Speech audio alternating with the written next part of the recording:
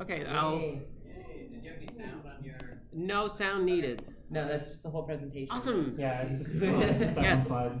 Yes. One primal scream for an hour. Okay, so, yes, microphone.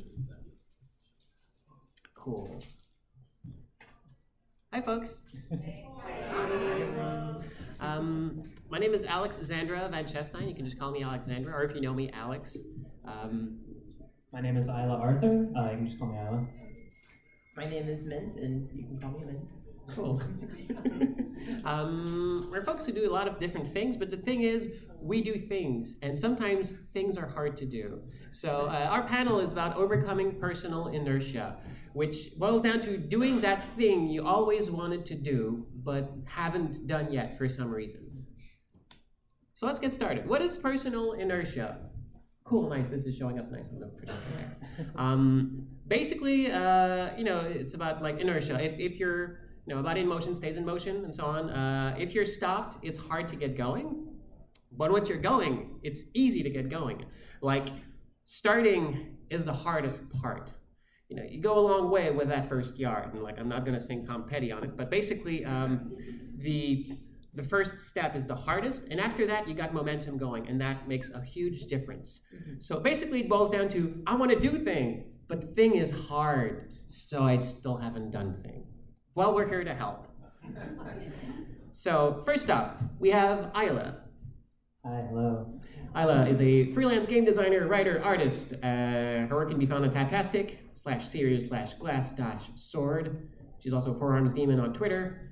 And you have a Patreon. I do have a Patreon, which I will be plugging a whole bunch.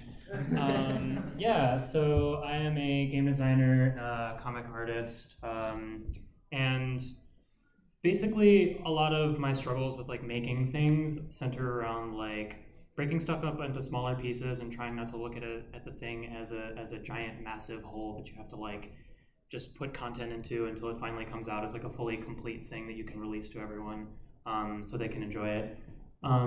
And the thing that I've really kind of felt really useful in these instances is both trying to break things up into smaller pieces and to show your work and release those smaller pieces to your audience so that people can get jazzed about it and say like, oh hey, there's that thing that person is making. That's really cool. If I keep releasing screen caps of like, or GIFs of like the game that I'm making or the comic that I'm working on, then people can more easily like look at it and say like, oh hey, here's some positive feedback for that.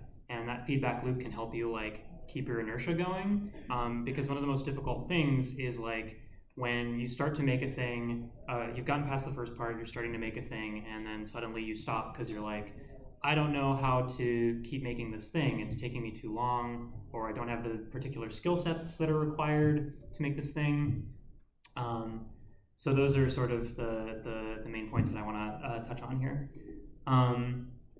So as far as it's important to recognize your own talents, it's also important to understand that it's okay for projects to scare us. It's okay for a giant project to be something that's kind of terrifying because that's how a lot of things are made. You just have to break things up into smaller parts. Like look at the things that you can do or the things that are easier to do for you personally, and then work your way up to the skill sets that are a little more complicated or you're not really sure. Also ask for help. Seriously, ask for help. People are here to help you. We want to help you make your thing. And if you don't ask for help, it becomes a lot more difficult to make something by yourself, like solitarily. The other thing is you don't necessarily need to accept all criticism. So I actually have a story about criticism. I had a friend in college when I was just starting out drawing again. I had stopped for a while. And I was just doodling in a sketchbook for an hour every night just because I wanted to get better. And I had a friend in college who looked at my sketches at one point and said, your sketches give me X terminal illness. And that one single comment made me feel so bad about what I made that I stopped making it for like 2 years. So making sure that you don't necessarily have to accept or even believe all criticism because inherently those criticisms aren't necessarily something that actually reflects back on your work or the work that you're doing. But if someone is willing to give you constructive criticism and give you comments that can apply to your work but don't necessarily like debase it, then that can be useful if you ask for it. Only ever give people criticism if they ask for it. Yeah, and the other thing I'm going to be talking about is how I sort of segued into making comics from games. So I used to be exclusively a tabletop designer. I worked at Cards Against Humanity in a game design program in residency. I made a whole bunch of games, and the verdict was none of them were very good, and none of them were good enough for Cards' like standard of releasing games. So I got really frustrated, and I was like, you know, I don't know. I've always wanted to like make a comic, and I feel like I'm just not very good at this games thing. So I wanted to try and segue from creating one medium into another. And it was very difficult to do that. It took a lot of practice making art and practice kind of gearing myself up to say, yes, I can also be a comic artist and a game designer at the same time. And if there is something that you want to do and you're worried that you don't necessarily fit the bill, it's perfectly okay. Like, you can totally do both of those things at once and have two particular skill sets at the same time. So here's a sort of progress sheet on how I'm doing with art. This was about 5 months ago. As you can see, my line art's really shaky. I wasn't really sure like how to draw bodies, and I don't know. I was just not very good with color, and like I just didn't understand how to like paint with color. So eventually, I just tried stuff out. I was just like, you know what? Here's a skill set that I really want to get good with. Here's a thing that I really want to try. I'm just gonna throw something at the wall and see what sticks. And this is something I drew probably a couple days ago. Yeah, it's a lot. I like it a lot. It's really good. So there's proof positive that like if something scares you, it's okay for it to scare you. Keep trying. No matter how many likes or retweets you get on your stuff, or how many people like look at it and say like, oh well, you know, you could use work here and here and here. Keep going. Seriously, we want to see your stuff, and you will get better, I swear. So here's my obligatory pitch for my comic that I'm making. It's called Glass Sword. There's your rousing recommendation. Yeah, so it's a comic about a bunch of monster folk who are all trying to save monsters, and yeah, that's pretty much the pitch. It's got 6 pages right now, so I'm working up to a larger story. But yeah, so that's my stuff. As a like graphic designer, that's a really good logo. Thank you. Worked really hard on it. Cool. Awesome. Thank you very much, Ayla. Yeah.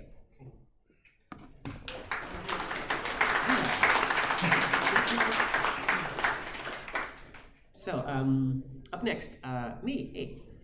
So as I said previously, I'm Zandra van Chestein. I'm a freelance game designer, writer, artist. I also do like some streaming. Am I a YouTuber? I guess. Am I? Maybe. My stuff is on my, as of yet, still very embryonic site, zandravandra.com, where I will eventually bullet more as a hub of everything I do, because I do too many things. More on that later. I'm on Twitter as Havoc_HQ. I'm always on Twitter. If I'm not on Twitter, it's because I'm sleeping. And you will know because I've said goodnight before I go to sleep.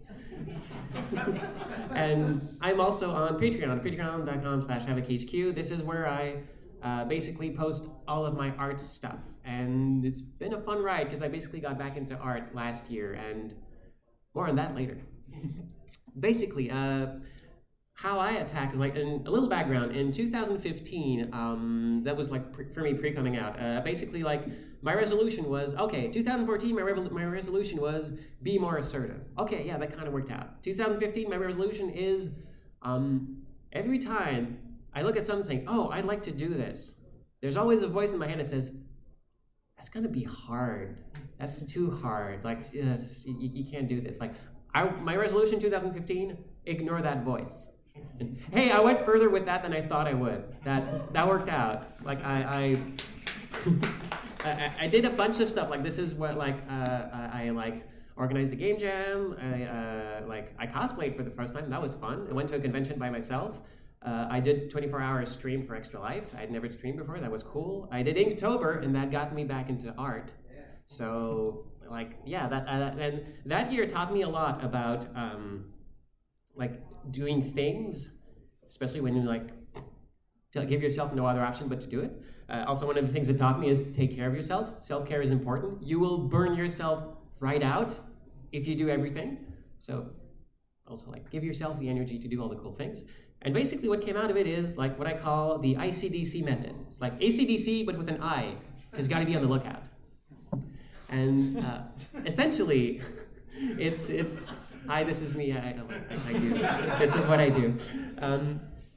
It's about identify, commit, divide, and complete. So basically, identify the thing it is you want to do. Like for example, I run the Giant ROM, which is the Giant Bomb Community Game Jam. And basically I said like at some point I just made a fan game for it and says like I want to get more involved in that community. And someone says, hey, like a lot of people are making like fan games recently. Like, yeah, someone should like start a game jam or something. So like, oh, I was looking for opportunities to get involved. Yes, okay, there it is. Like I'm always, waiting for I'm always waiting for the right opportunity to do this, and then you die of old age. But like, I saw this, okay, yeah, that's the opportunity. Yes, so I went for it. And also, when you are looking for these kinds of opportunities, stay alert, because like they can surprise you. So basically, it's just like keep them always in the back of your mind. Like, right, I want to do this. I should like look at it with like the Terminator vision. Like, oh, can this help me do thing? Can this help me do thing? And eventually, you get used to like, yeah, you get better at spotting these kinds of things. And once you've found the opportunity to do the thing, you commit to doing the thing. And this assumes that you're comfortable doing that kind of thing socially. I'm a very social person. It might not be for everyone, but hopefully I think there's ways to commit it, even like when you're not on Twitter 24/7 like me. But basically, it's about doing the thing has to go beyond you. So you need to tell someone, everyone, just anyone, just like I can say, hey, Ayla, I'm gonna do the thing. Okay. Do the thing. Yeah. So now I have now in my mind I told Ayla I was gonna do the thing. I should do the thing. She told me. I'm gonna hold you to it. Yeah. So and every time I see Ayla, it's like, right, the thing. And it's just like it helps. Like it can be a friend, family member, a pet, anything. Just so long as it's like you feel like it's that little bit of commitment that will like help you like give that extra boost to that people are counting on me to do this thing, whatever the thing is. Like get into gardening. People are counting on me to get into gardening. Because gardening is pretty cool. Like, yeah. So once you've told someone, like keep them updated regularly. The thing I found that works well for me, especially with the Patreon. Patreon is great because, well, also like it pays for my meds, but also because since I have a like 2 weeks rolling thing, it means every 2 weeks I need to do a paid post and say like, here's what's up with me, here's what I've done. So it really encourages me to like, okay, I need to have material. I can't just like, hey, I did nothing for the past 2 weeks. That would suck. So it keeps things in my mind. Like, yeah, I have the expression in my mind in French. I can't translate it right now, but it's like, yeah, I have like, I'm accountable for things. So I need to be up with that. And once you've committed to it, like you're pretty much like about the time when, hey, I'm probably going to do the thing. So you need to divide the thing into small tasks. Basically, this is because like I want to climb this mountain. Like you can't just finish that in a step. I can't climb a mountain, not now. Like I have no stamina. Then again, depends on how big the mountain is. But anyway, what I like to do, this comes from like a game dev background because I learned like Scrum, the Agile methodology, the kind of stuff, and that implies breaking up tasks into like either you have like value numbers, but I learned it by breaking it up in like time. So I use the like what I call the 1, 2, 3, 1, 2, 3 method. Basically, it's anything, you break it up into tasks, and the yeah, this is better posture. The only units you have is 1, 2, or 3 hours, or 1, 2, and 3 days. That's it. If it's bigger than that, break it down. And basically, this ensures that you have tasks that are small enough to fit in your schedule at any time. So, like having like your biggest thing take 3 days means if all goes well, you can probably get that done in a week. And just having things that are like a couple of hours or just 1 hour can mean that, okay, I have some time tonight, I have something I can do and finish and do like, so that is super motivating because the final step, complete, makes like completing tasks make you feel better. And by making the process of doing the thing rewarding, that's, it's very, very much, like it becomes a what's the opposite of a vicious circle? Like a positive feedback loop? Yes, a positive feedback. Yeah, nice. Hold me on it. I got you. Yeah. Still doing your thing, by the way. So yeah, it's positive feedback loop. It's like you complete these tasks and you feel, yeah, like it's like doing things makes us feel good, even if they're small things, and this like builds up again that momentum, so you can keep, yeah, I'm doing it. And also like there's as a game designer, like there is an insidious part to games, where like, especially mobile games, especially social games, where studies found that if you give someone like a progress bar to fill, if you start it up already a little bit filled in, people are way more likely to do it. Because it feels like if you have, hey, fill this thing, and it's empty, it's like, well, you don't really have any idea of like the scale or whatever, but if I fill this thing and it's already like 10% full, like, oh, I'm already started. Like that first step is taken. Your inertia is going. Even if like literally all you did was count the task you've already done at this point. Because like, I can say, okay, I'm breaking this down. Hey, I looked for opportunities. I said I was gonna do the thing. Already like, those are some checks on my list. Already my list is partly filled in. That makes you feel better.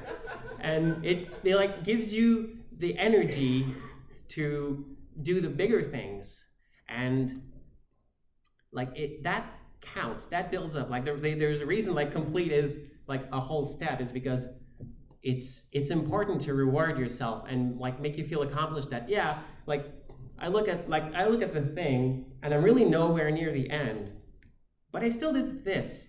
I'm further along now in the philosophy of comparing yourself to your previous self, because if you compare yourself to others, that is the road to ruin.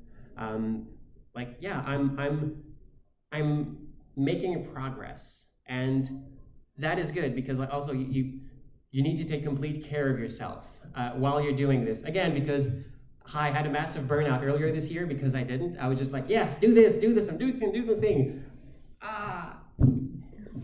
And yeah, I forgot to also like keep the thing doing engine running. So like self-care is another big huge thing that I probably shouldn't get into here, but it's like this is why I think it's important to recognize that even the smallest thing you do are important, because like you should feel rewarded for any bit of progress, because then you feel better and you're more likely to finish, which is like a weird bit of mind game you play with yourself, but no, yeah, it works.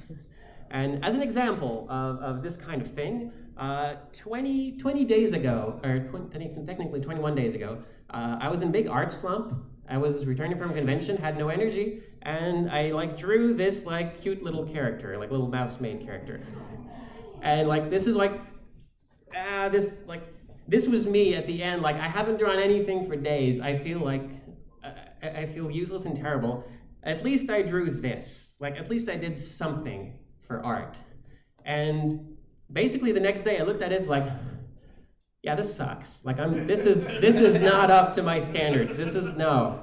Like, okay, it says, all right, hey, cool. Before like before the rest of my psyche goes, wait, no, what are you doing? I tweeted like, oh, and Twitter is great, by the way, for committing, because you can just tweet something and you say like, no, I'm not gonna delete it. Like it took no seconds to tweet, and like, what have I gotten myself into?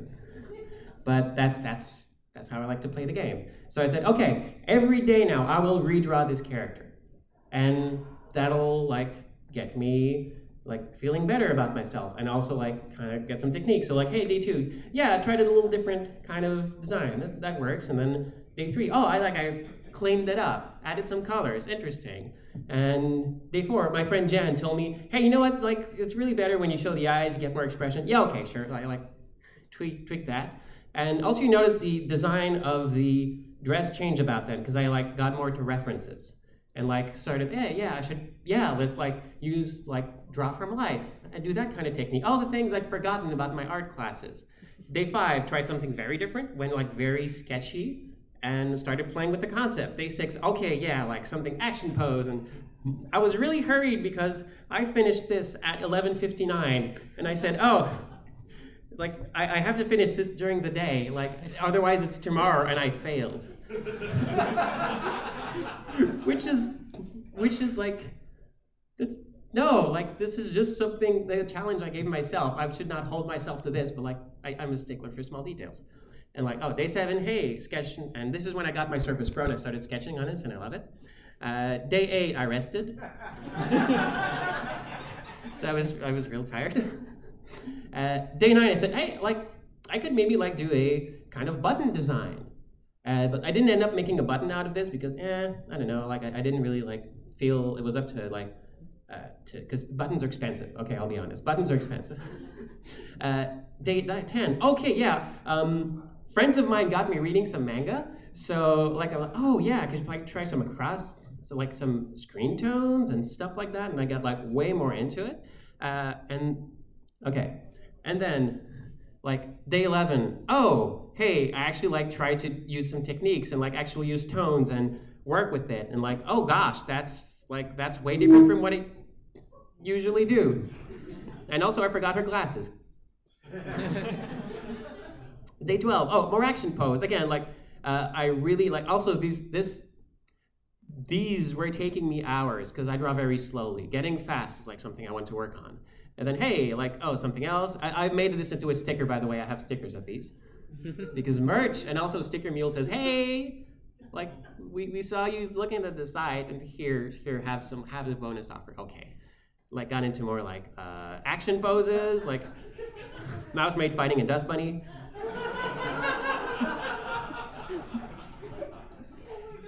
Day 15, figure after 2 weeks you could probably like, take a day off, hang out with her friend. Day 16, like, taking a ride on her scooter. And day 17, like, wait, hold on, am I drawing a background? And like, oh, she's waiting at a train station to go to work, and now she's in the train, and I guess I'm making a comic. What am I doing now? So yeah, this has gotten out of hand, so I guess I'm gonna make a comic out of this now. So yeah, and also if you're here tomorrow, you can like watch me cosplay the character.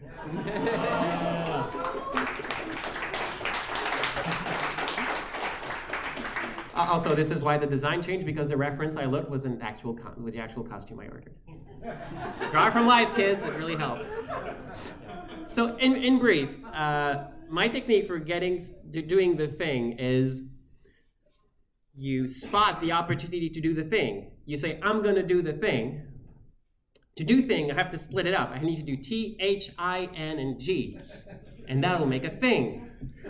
And I already planned all this out. I got this thing. Yeah, we got this. So hopefully this can help you. And now I turn it over to Mint.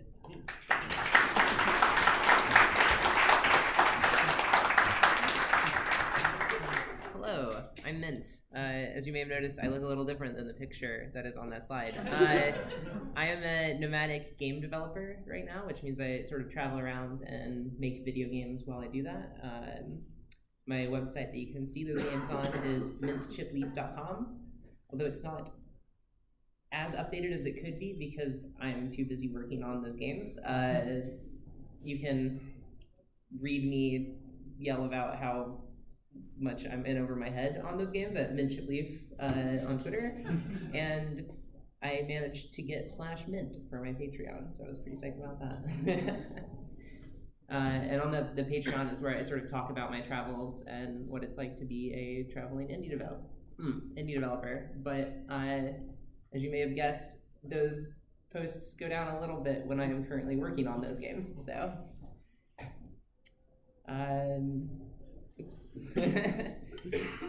Yeah, so I don't have a ton of slides because most of my stuff isn't visual so much. I mostly do programming and design work on games rather than like artistic work. But I think an important part of my life is sort of the history of how I've gotten into games and stuff, because a lot of people sort of assume that like, oh, if you're, working on games as kind of your job now, you must have been in games for like a very long period of time.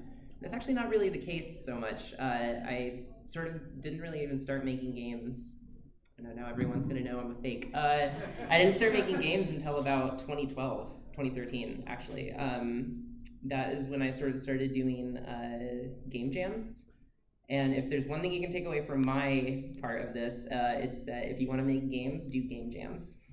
Because game jams pretty much taught me how to work on a team for a video game. It kind of taught me that video games were a thing that I wanted to do.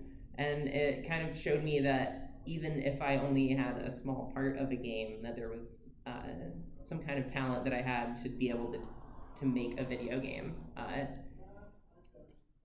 Yeah, and then after pretty much like finding out that through game jams and stuff that I wanted to make games, I kind of dove into that super duper hard. And I think like that's an definitely important thing, at least for my personal strategy to do, is I kind of, when I find something that clicks, I go 110% on it and I don't back down.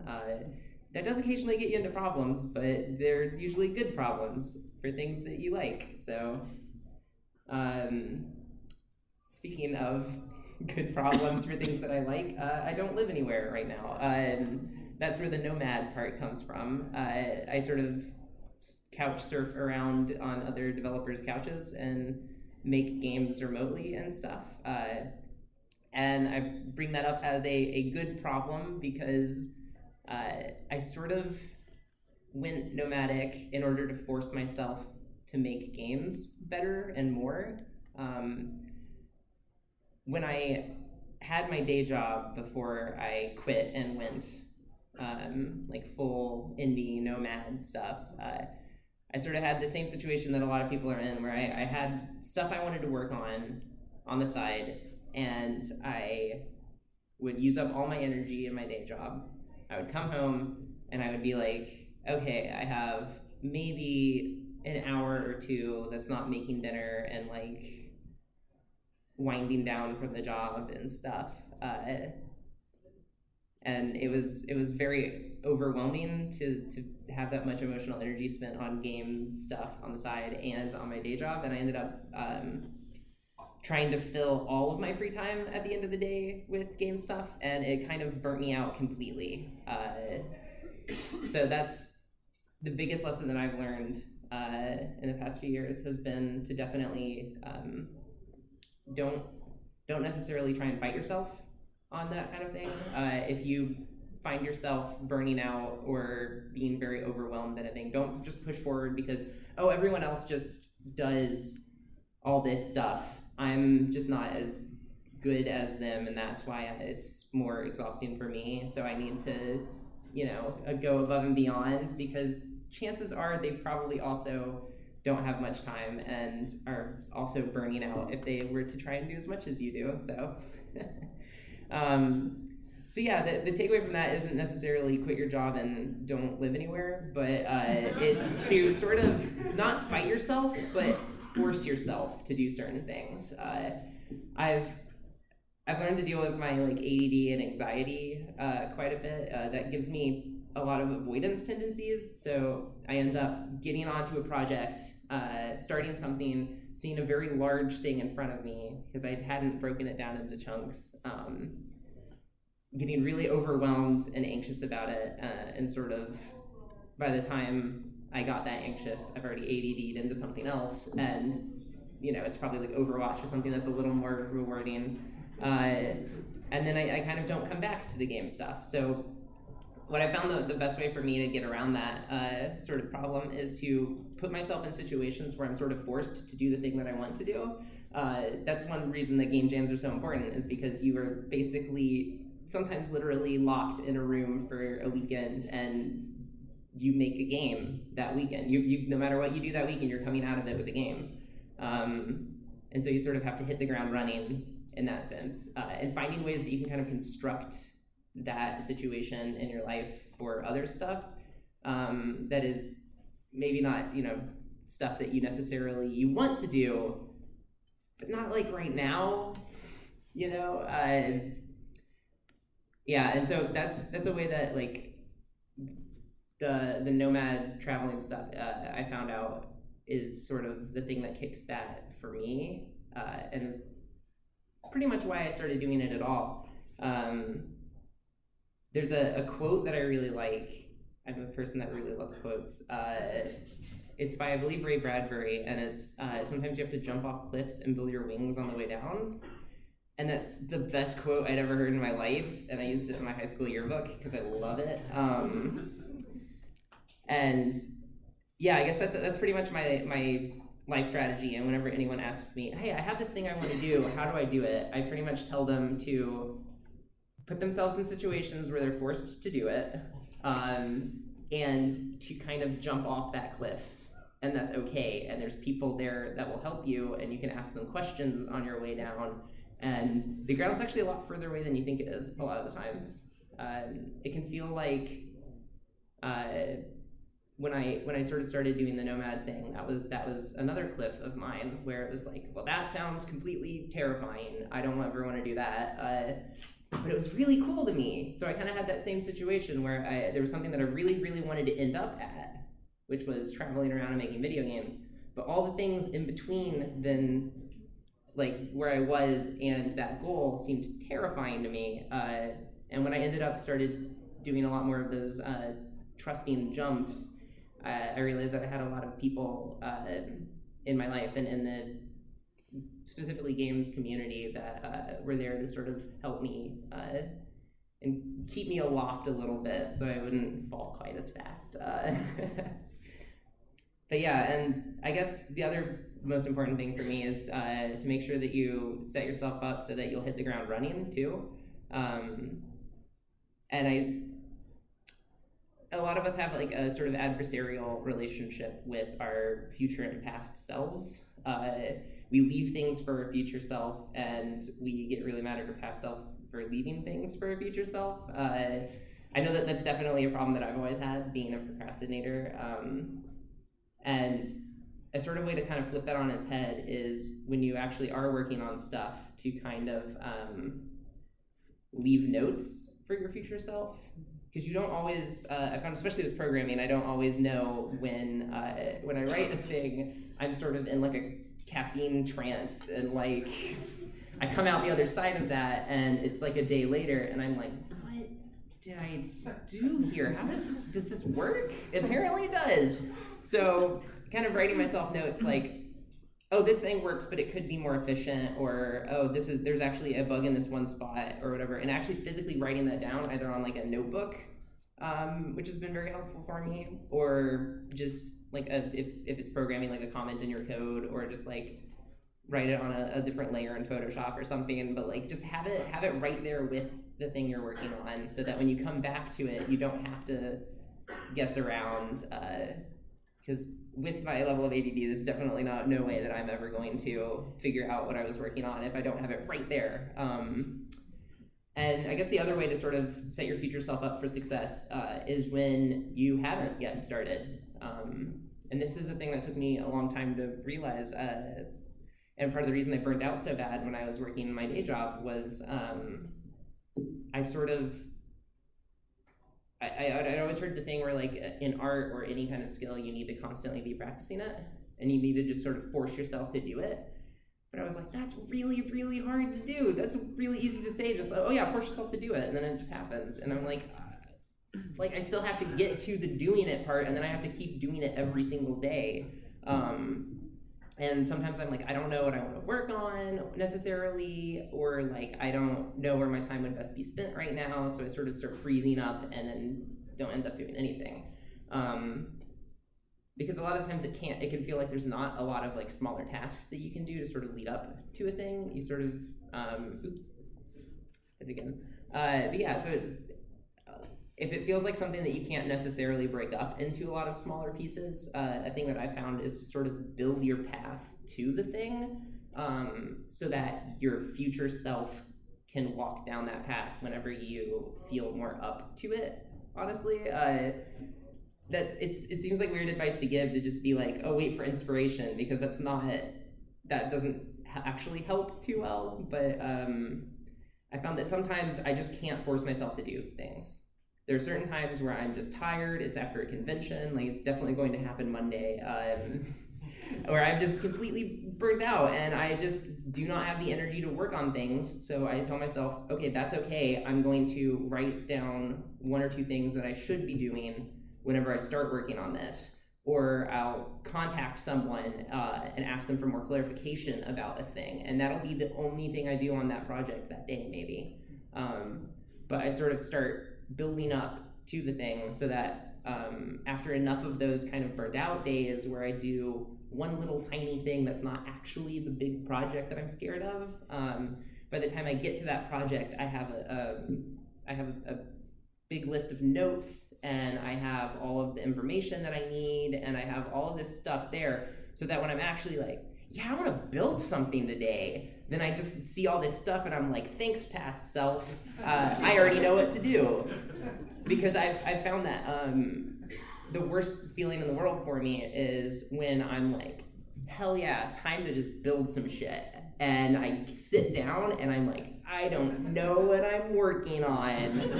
Where's all this energy going? And then it goes to Twitter. Like, so yeah, kind of, it's kind of a weird way of very politely forcing your future self to work on a thing. Is when I get that burst of energy, I sort of don't really have an excuse, because I have all the stuff there that I've sort of prepared for my future self, and I can just take it and start running. So I guess that's I don't have a summary of that, but yeah, basically find the way that you like to work. Force yourself into a situation where you have to do that work, and kind of make sure you've set yourself up for success, even if you can't necessarily do the thing right now. Cool. Nice.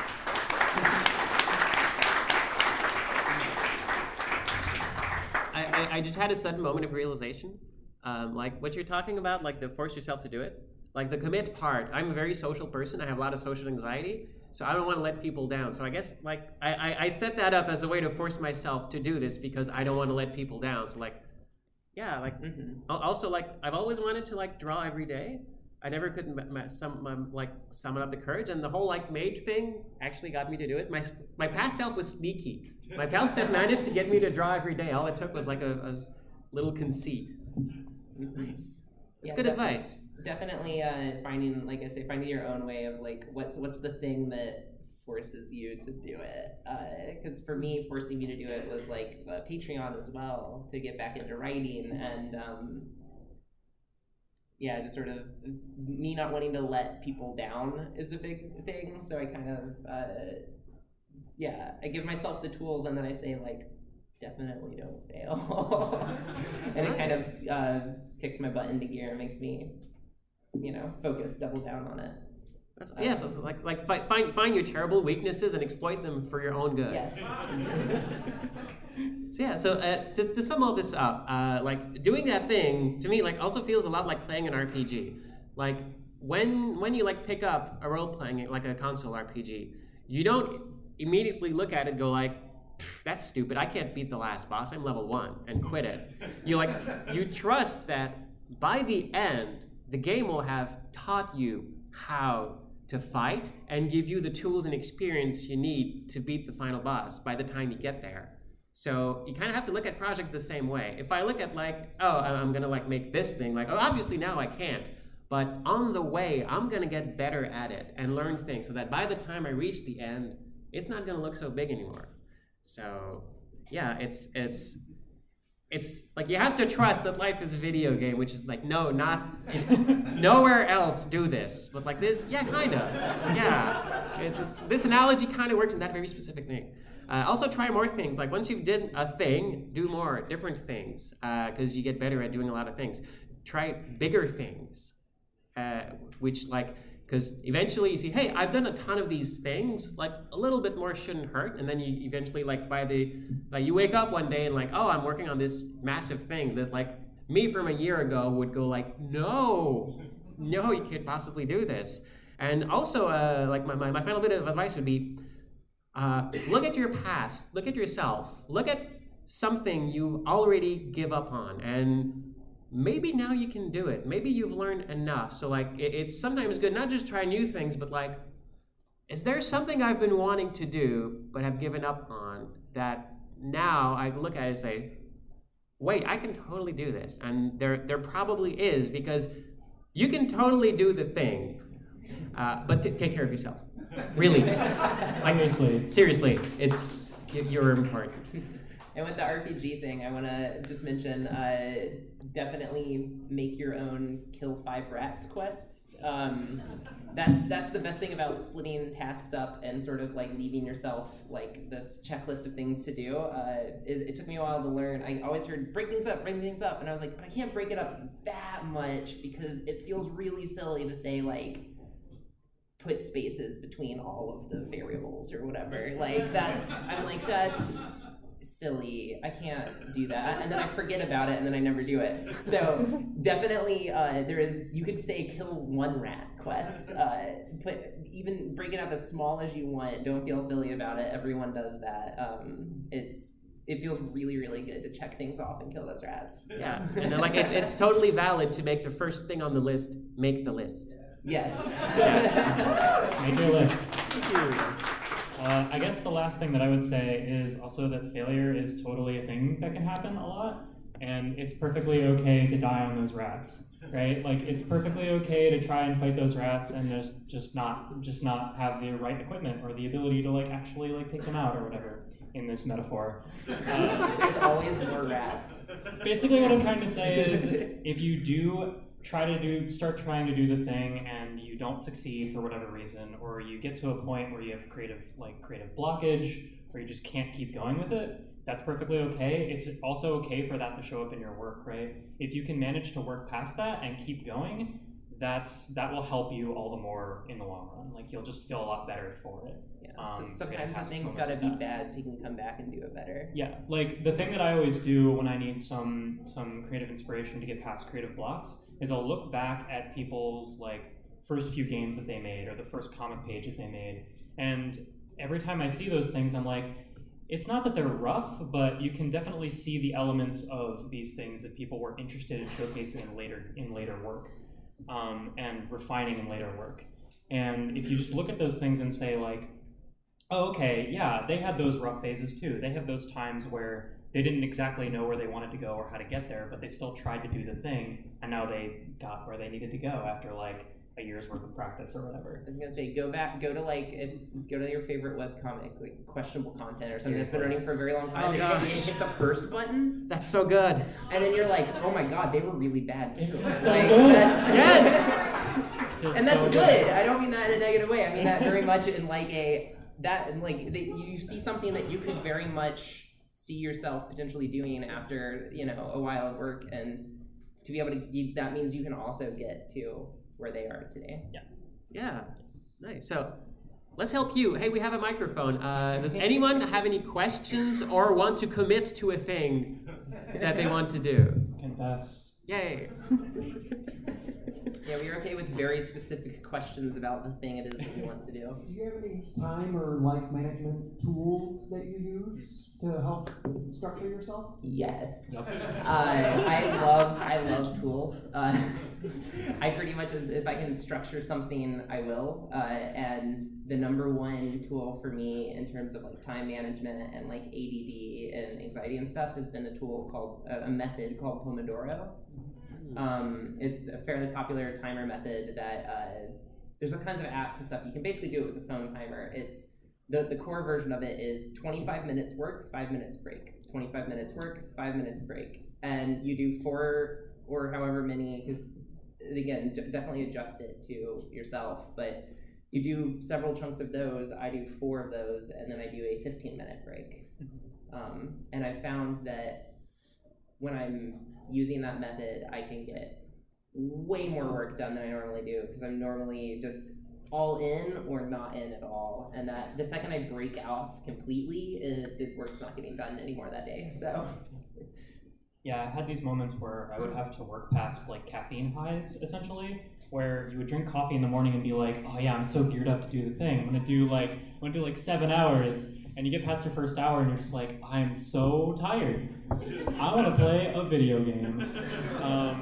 So to work past some of that, shout outs to my friend Maddie, BitMapProgger on Twitter.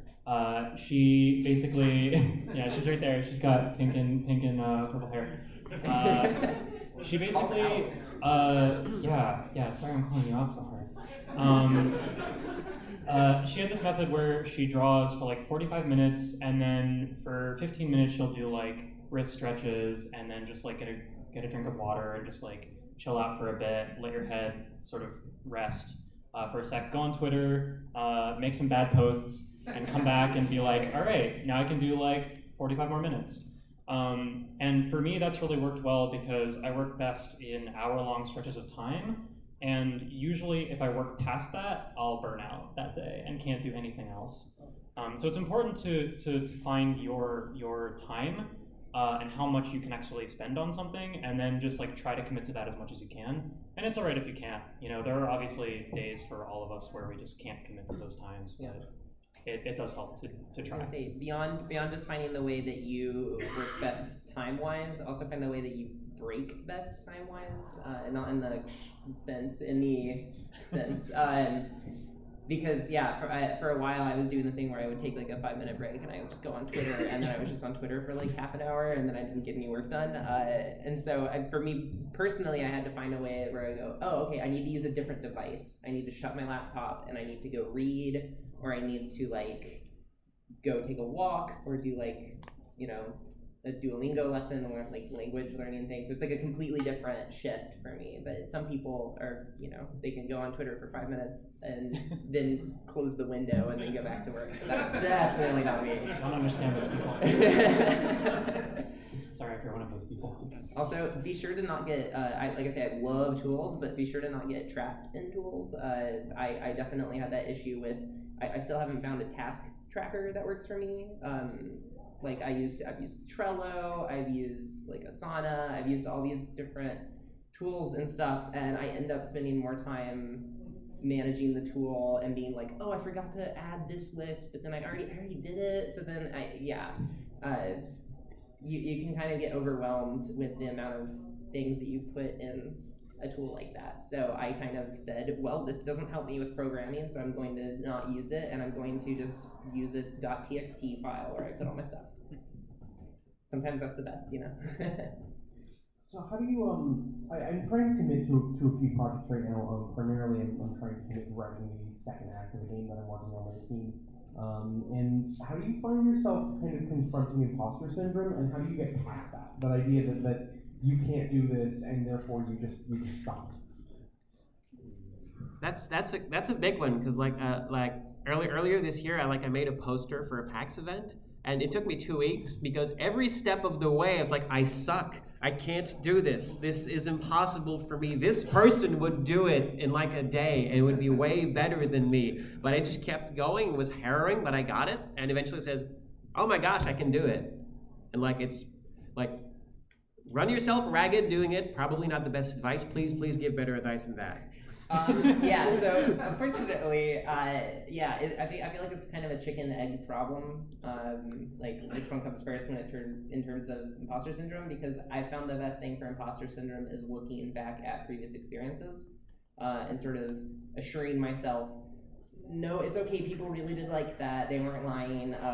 That thing I did got a good response, or any of that kind of stuff to sort of assure myself that no, it's probably going to be okay.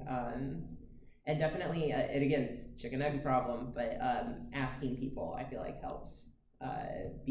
Talking with people, not only just about the imposter syndrome stuff, but also about your work, because you'll find out that, like, in my case, collaborating with someone sort of helps me realize, like, oh, we actually are a little bit more equal than I thought we were, because I can hold my own with this conversation.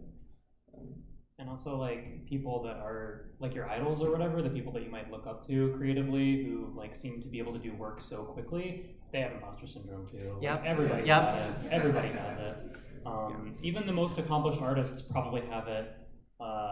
So it's one of those things where you just kind of have to keep trying things and keep working with that as a part of yourself, like take it as you go. Yeah, it's oh, that's what I was gonna say. But yeah, the like regarding imposter syndrome stuff, it's scary how many people have it, and it's also like what helps me is to realize that, okay, especially when it's stuff that I'm doing for someone else, is that like I kept telling myself, yeah, like this person could have done it like twice better in half the time. They didn't ask that other person. They asked, like, I trust that the person who you are working with or for, there's a reason why they chose you, and like trust their judgment because it's good. Because like, yeah, okay, if you can't trust yourself, trust those who trust you. Yeah, and if you have imposter syndrome, everyone else that works in that has imposter syndrome, so you're already doing something right. So. Do we have time for? Yeah. Oh, cool. Yeah. Oh, hi. Hi. I have both a question and a commit. First off, my commit, starting tomorrow and going to the end of October, some of my friends in the English visual novel community are doing Yuri Jam. Ooh, that sounds and I dope. encourage anybody else to do that. It's not necessarily visual novel specific.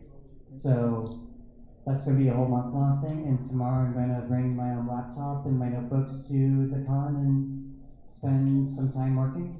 Nice, you got this. Yeah, good luck. Yes, that's an opportunity. Speaking of opportunities. And my question is related to the last one. I have a lot of issues dealing with guilt, and so like if I mess something up, especially if somebody was relying on it or things like that, then I tend to stop working on whatever I was working on and just kind of let it fade away. And so, what would you suggest to do about that? Unfortunately, my advice for that is the part that I struggle with the most, because it's probably the toughest thing for me, which is to communicate and ask questions about that work. When you're working with someone or for someone, don't get caught up in like, oh, I need to have this thing perfectly formed, like appear in front of them so that they think that I'm a real developer or a real artist. Whereas if you, I find that a lot of the times if you're communicating about what the person needs out of a project or what they're looking for you to do, you actually realize that, oh, this is either a lot smaller or it's this other thing, or you can kind of avoid a lot of those issues. And for as far as guilt, once something does go wrong, again, that's sort of that kind of, it's not super helpful, but that kind of thing happens a lot, in all the games I've worked on, there's never been a game where someone didn't do a thing and then realize that, oh, this is actually completely not the thing I was supposed to be doing.